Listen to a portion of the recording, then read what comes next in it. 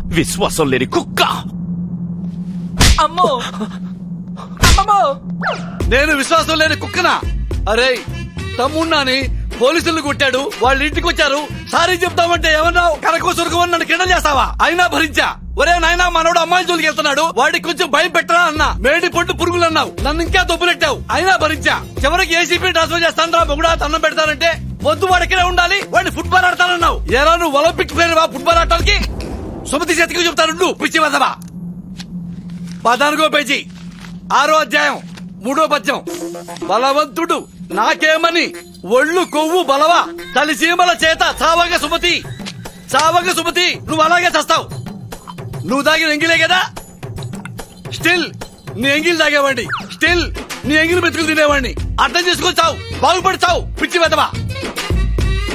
ఆ హిజ్రాగాడు ఎక్కడ ఉన్నాడు? అడ్రస్ దొరికిందన్నా.